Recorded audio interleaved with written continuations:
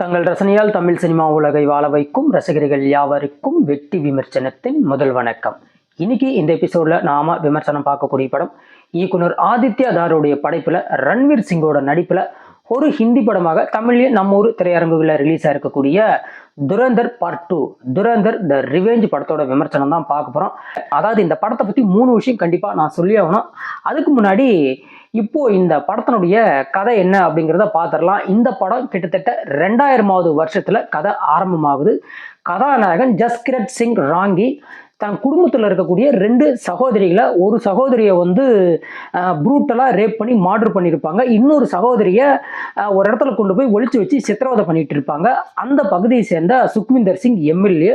So இவங்க குடும்பத்தை போடுறதுக்காக நம்ம கதாநாயகன் ஒரு AK-47 கன் எடுத்துக்கிட்டு அந்த விசேஷ வீட்டுக்குள்ள இறங்குறாரு. கிட்டத்தட்ட அங்க இருக்கிற பெண்கள் தவிர ஆண்கள் எல்லாத்தையும் ப்ரூட்டலா சும்மா கொடூரமா கொன்று சாவடிச்சு தண்டனை கைதியா மாறிடுறாரு. ஸோ இதுக்கப்புறம் இந்த படத்தோட கதை என்னன்னு தெரிஞ்சுக்கிறதுக்கு முன்னாடி நீங்கள் இப்போ தான் புதுசாக நம்ம சேனலுக்கு வரீங்கன்னா மறக்காமல் நம்ம சேனலில் சப்ஸ்கிரைப் பண்ணுங்கள்.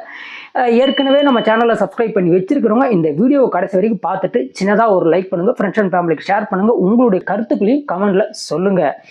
இப்போ இதுக்கப்புறம் இந்த கதையை பற்றி எடுத்துக்கிட்டோம்னா, போன பாகத்தில் நம்ம பார்த்துருப்போம் கதாநாயகன் அம்சா பாகிஸ்தானில் பல சம்பவங்களை செஞ்சிருப்பாரு. இன்னும் குறிப்பாக சொல்லப்போனால் இந்தியாவில் நடந்த பல சீரியல் பாம் பிளாஸ்ட்டுக்கு பாகிஸ்தானில் அவங்க எப்படிலாம் எக்ஸிக்யூட் பண்ணியிருப்பாங்க, அதை தடுக்கணும்னு நினைச்ச நம்மளுடைய எந்தெந்த இடத்துல ஃபெயிலியர் ஆயிடுச்சு அப்படிங்கிற விஷயத்த சொல்லியிருப்பாங்க. அது மட்டும் இல்லாமல் பாகிஸ்தானில் இருக்கக்கூடிய லஹாரி அந்த இடத்துக்கு கிங் ஆஃப் த கிங்கா, அந்த இடத்தினுடைய பாக்ஷாவா நம்ம கதாநாயகன் போய் உட்கார்றாரு. ஸோ இதுக்கப்புறம் அவருக்கு நடக்கக்கூடிய விஷயங்கள் என்னென்ன அப்படிங்கிறதா இந்த படம்.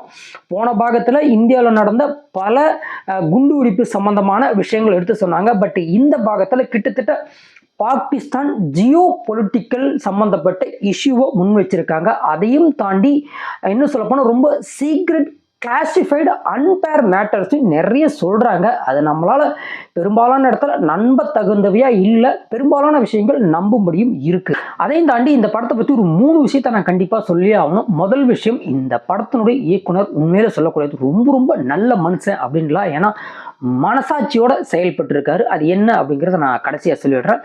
2வது, இந்த படத்தில் இந்த கதாநாயகன் கடைசியாக சாவுறாரா பிழைக்கிறாரா அப்படிங்கிற விஷயத்தையும் ரொம்ப தெளிவாக இந்த படத்தில் அவர் எடுத்து சொல்லியிருக்காரு. 3வது, இந்த படத்தில் கிட்டத்தட்ட அதாவது டிமானிட்டைசேஷன் வந்தது இல்லையா, அது சம்பந்தமாக ஒரு விஷயத்தை ரொம்ப பகீர் கிளப்புற மாதிரி சொல்லியிருக்காங்க. இப்போ இந்த படத்தினுடைய பாசிட்டிவ் அண்ட் நெகட்டிவ் அப்படின்னு எடுத்துக்கிட்டோம்னா, என்னை பொறுத்த வரைக்கும் இந்த படத்துடைய ஃபர்ஸ்ட் பாசிட்டிவாக நான் பார்க்கக்கூடியது இந்த படத்தினுடைய கதையும் அதன் திரைக்கதையும் தாங்க.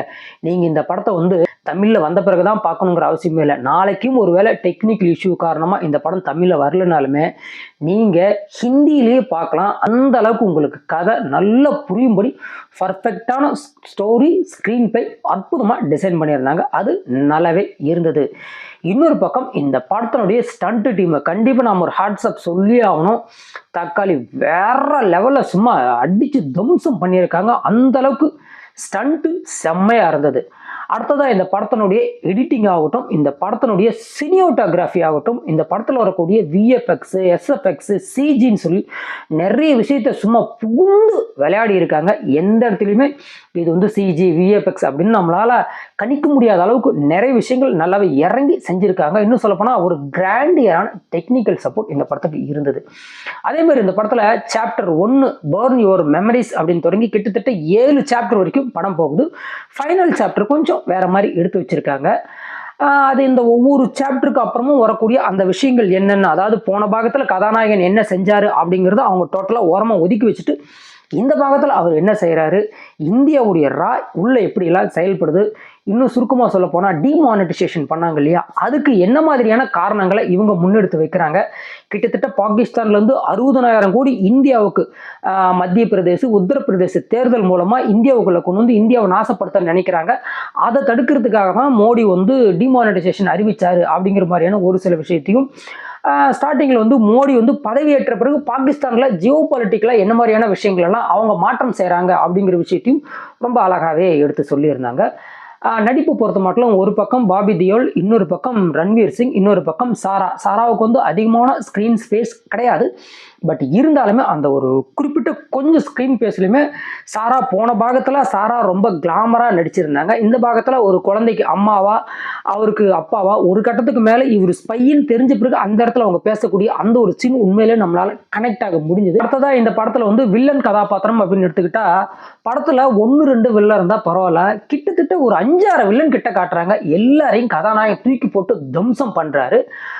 அதனால் படத்தில் ஒரு வில்லன் கரெக்டாக டிசைன் பண்ணப்பட்டிருந்தாலே படம் வேறு லெவலில் இருக்கும். இந்த படத்தில் கிட்டத்தட்ட ஒரு 5 வில்லன்களை காட்டுறாங்க. 5 வில்லன் கதாபாத்திரமே சும்மா மரணமாக டிசைன் பண்ணியிருக்காங்க. அதனாலே படம் வந்து கிட்டத்தட்ட 3.25 மணி நேரம் ஓடுது அப்படின்னாலே அந்த 3.25 மணி நேரத்தை நம்ம கடைசி வரைக்கும் உட்காந்து பார்க்கறதுக்கு உண்டான முக்கிய முகாந்திரத்தையும் முகத்துக்கு எந்த ஒரு வகையான சலிப்பையும் கொடுக்காத ஒரு விஷயமா இருக்கிறதுக்கு முக்கியமான காரணமே இந்த படத்தில் அவங்க இந்த வில்லன் கேரக்டர்ஸை டிசைன் பண்ணப்பட்ட விதம். உண்மையில சொல்கிறேன், வில்லன் கேரக்டர் ஒவ்வொருத்தரும் சும்மா மிரட்டி எடுத்துட்டாங்க. அதுவும் ஒரு இடத்துல தலையை வெட்டி அதை ஃபுட்பால் ஆடுவான் பாரு வில்லன், அந்த சீனெல்லாம் வயலன்ஸ் உடைய உச்சம். நான் ஓப்பனிங்கில் ஒரு விஷயத்த சொல்லிடுறேன், வந்து ரொம்ப ஹார்ட் வீக்காக இருக்கவங்களாம் இந்த படத்துக்கு போயிடாதீங்க. சின்ன குழந்தைங்கள தப்பி தவறி கூட்டிகிட்டு போயிடாதீங்க. அடல்ட் ஏஜில் இருக்கிறவங்களே கூட இந்த படத்தை பார்க்கும்போது கொஞ்சம் கவனமாக பாருங்கள். ஏன்னா அந்தளவுக்கு வயலன்ஸ் போன பாகத்தில் கூட கம்மி, இந்த பாகத்தில் சும்மா அம்மியில் வச்சு நசுக்கிற மாதிரி வேற மாதிரியான வயலன்ஸு. ஒவ்வொரு வயலன்ஸுன்னு நமக்கு அப்படியே திக் திக் பக் பக்குன்னு அடிச்சுக்கிற மாதிரி அடித்து தம்சம் பண்ணியிருக்கிறாங்க. ஆனால் இந்த அளவுக்கு வயலன்ஸ் இந்த படத்துக்கு தேவையா அப்படிங்கிற ஒரு கேள்வியும் நம்மளை கேட்கவும் வைக்கிறாங்க. இப்போ இந்த படத்தினுடைய மைனஸ் பாயிண்ட்ஸ் அப்படின்னு பார்த்தோம்னா படத்துடைய டியூரேஷன் ஒரு மைனஸாக பார்த்தாலுமே அதை விட முக்கியமான மைனஸ் பாயிண்ட் படத்தில் வரக்கூடிய சாப்டர் 1லேருந்து கிட்டத்தட்ட 7 சாப்டர் வருது. இந்த 7 சாப்டர்லுமே அவங்க வந்து ஒவ்வொரு கதாபாத்திரத்துடைய நேமை அப்படியே முன்னாடி போட்டுக்கிட்டே வராங்க. இந்த எல்லா கதாபாத்திரத்தையும் ஃபாலோ பண்ணி அந்த கதையில் அவங்க கடைசி என்ன சொல்ல வர்றாங்க அப்படிங்கிறத பார்த்து புரிஞ்சுக்கிறதுக்கு நமக்கு கொஞ்சம் உள்ள இருந்தால் இன்னும் கொஞ்சம் நல்லா இருக்கும். அடுத்ததான் இந்த படத்தில் மைனஸ் பாயிண்ட்ஸ் அப்படின்னு எடுத்துக்கிட்டா படத்தினுடைய ஃபர்ஸ்ட் ஹாஃப் வரைக்கும் சுறுசுறுப்பாக ஓடுறதே தெரியல. பட் செகண்ட் ஹாஃப்க்கு மேலே அப்படியே கொஞ்சம் படம் ஸ்டக் ஆகி ஒரு 1/2 hour ஃபுல்லாக படம் லாக் அண்ட் ஸ்டக் ஆகுது. அதுக்கப்புறம் தான் படம் ரன்னிங்கே ஓப்பன் ஆகுது அப்படின்னு சொல்லலாம். அதுவும் கிளைமேக்ஸ் எல்லாம் வந்து நாம் எதிர்பார்த்துருக்க மாட்டோம் இப்படிலாம் கிளைமேக்ஸ் கொடுத்துருப்பாங்கன்னு. அது ஓரளவுக்கு நல்லாவே கிளைமேக்ஸ் கொடுத்துருந்தாங்க. ஆனால் இந்த மாதிரியான கதைகளில் வந்து கண்டிப்பாக கதாநாயகனை கொன்றுவாங்க. பட் இந்த படத்தில் கொஞ்சம் ஹாப்பி என்டிங் கொடுத்துருக்காங்க. அதை விட இந்த டைரக்டர் வந்து ரொம்ப மனசாட்சியோட செயல்பட்டுருக்காருன்னு சொன்னோம் இல்லையா, அது என்னன்னா இந்த படத்தோட இந்த பாகத்தை முடிச்சுட்டாங்க. தேர்ட் பார்ட்டுக்கு உண்டான எந்த ஒரு லீடையும் அவங்க இந்த படத்தில் கொடுக்கல. மேபி தேர்ட் பார்ட் வந்தாலும் வரலாம். பட் அதுக்குண்டான லீடிங் இந்த படத்தில் எந்த இடத்துலையும் அவங்க வந்து அதுக்குண்டான அஸ்திவாரத்தை இந்த படத்தில் அவங்க போடாமல் அப்படியே முடிச்சு விட்ருக்காங்க அப்படின்னு நாம் சொல்லலாம்.